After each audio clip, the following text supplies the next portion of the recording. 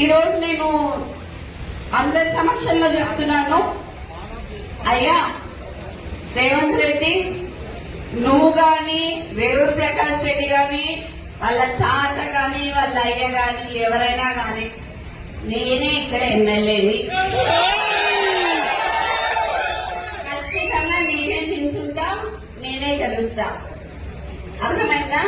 ఈ సందర్భంగా నేను మీకు ఇక్కడ నుంచే చెప్తున్నా, నువ్వు ఇప్పుడు రాజీనామా చేయమని చెప్పు, ఇప్పుడు ఇద్దరం నిల్చున్నాము, ఎవరు గెలుస్తారో చూద్దాం. నువ్వు వచ్చి క్యాన్వసింగ్ చేయి, నువ్వు వచ్చి క్యాన్వసింగ్ చేయి రేవూరు ప్రకాష్ రెడ్డికి. నేను ఇండిపెండెంట్ అయినా నిల్చుంటా, ఒకవేళ కాంగ్రెస్ పార్టీ టికెట్ ఇవ్వకపోతే ఎట్లయినా కూడా నేను గెలుస్తా అని చెప్తున్నా. ఈసారి పర్గాల ఎమ్మెల్యేగా నేను పోటీ చేస్తానని ఈ సందర్భంగా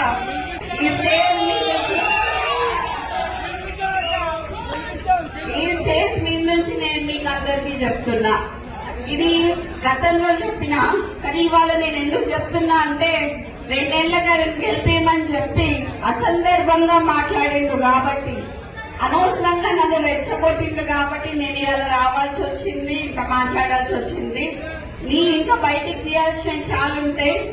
నువ్వు ఇంటెలిజెన్స్ రిపోర్ట్స్ తెప్పించుకొని ఇవాళ అందరు మా లీడర్లు అందరు ఇళ్ల దగ్గర పోలీసు వాళ్ళని పెట్టావు, నువ్వు ఇంటెలిజెన్స్ రిపోర్ట్ తెప్పించుకొని. ఎందుకంత భయం నీకు?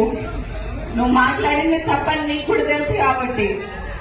కొండా మురళి మంచోడు కాబట్టి ఇప్పటి వరకు బయట మాట్లాడలేదు, కొండా సురేఖ మంచిది కాబట్టి మాట్లాడలేదు. చిత్తగడ్ల కాదు,